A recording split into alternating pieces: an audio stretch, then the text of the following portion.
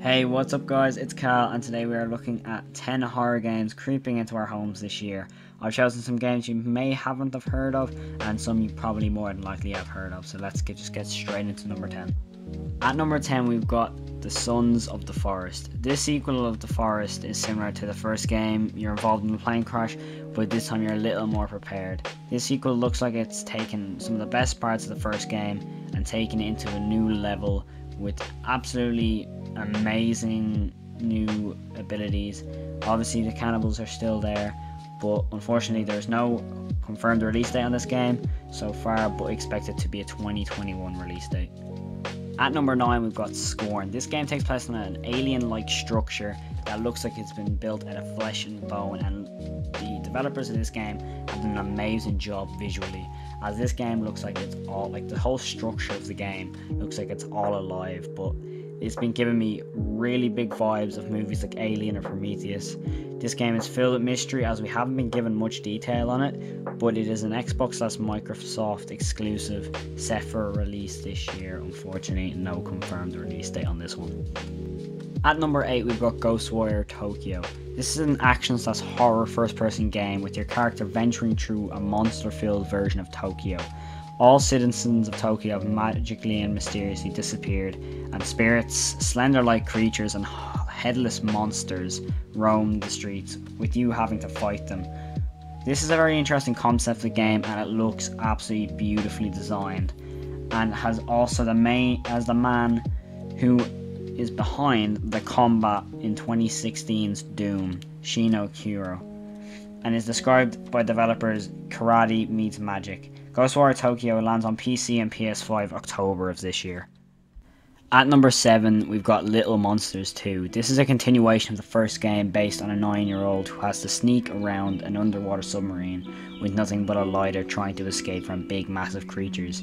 The second game, however, takes place in the Pale City with a new character with a paper bag over his head. The mission is to stop a man controlling the city by showing a possessed broadcast on TV. This game shows teamwork between the two characters and it looks absolutely amazing, almost even as better. Yeah, almost as good, probably better than the first game. Little Nightmares 2 drops on all platforms February 11th, so very, very soon. At number 6 we've got one of my personal games that I've completely forgotten was coming out until I did research for this video, but at number 6 we've got the Outlast Trials. It's the third game in the worldwide horror phenomenon game series Outlast, in which you play as a test subject in a Cold War experiment. It's a prequel to the first two games, but it still has all the elements in the first two games had: the horror, the gore, and the mystery, but now can be played with friends in a co-op experience. This game does not have a release date yet, but you can expect it to land on shelves this year. At number 5 we have Bendy and the Dark Revival. This sequel, based on the 2017 hit Bendy and the Ink Machine, has an interesting game development process, as a game built with episodes in 2019 was completely scrapped and is now its standalone fully fledged game. This is a game I'm looking forward to after the confusing ending of the first game. This sequel is planned to build on the elements of the first game and to improve from it. From the hand-drawn setting to the unique monster designs, this sequel is expected to be bigger and better than the original, and of course scarier. We play as Audrey, an ink-covered woman who seems to have powers of some sort, and Bendy, of course, is making a return. This is scheduled to creep onto shelves this year. At number 4 we have a game you may not have heard of before, but neither did I before I started researching for this list. But at number 4 we have Evil Dead the game. This game, based on the worldwide hit horror movie franchise Evil Dead, comes a Friday the 13th game-like premise, as you can play as the iconic characters from the franchise, including Ash, while trying to survive in the cabin in the woods. You will use iconic weapons from the franchise such as shotguns and chainsaws to fight off the monsters of the woods. Evil Dead the game is set to release on all platforms sometime this year, unfortunately. Another game with no confirmed release date. Personally, I think this is all down to COVID, because games are struggling hard to market their games, obviously. But yeah, it's unfortunate that we have no confirmed release date on most of these games.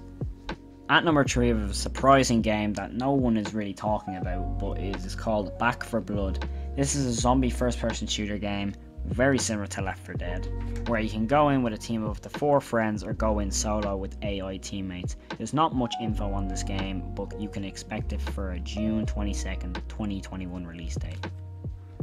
Now we're on to the last 2 of this list. The second one I have a lot more to talk about than the first, but at number 2 we have Five Nights at Freddy's Security Breach.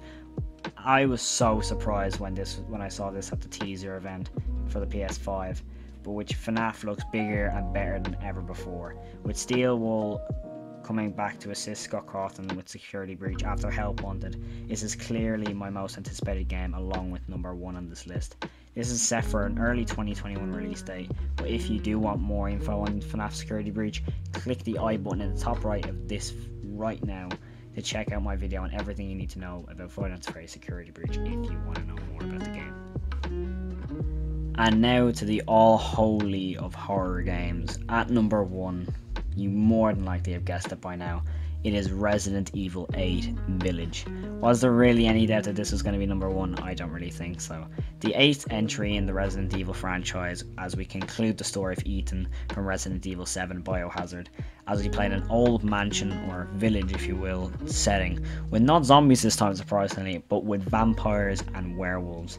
This game is set for a May 7th release date of this year, so very soon. So I've marked my calendar for my pre-order. I will 100% be doing a series on my channel, so yeah, hopefully you are all looking forward to the games I've announced on this list. But that does conclude my list of upcoming horror games you might want to see this year. If you want to see more videos like this, I'll happily do so. Let me know down in the comments. Hopefully you did enjoy. If you did, make sure to like, subscribe, and as always, I'm Cal. Have a good day. Peace.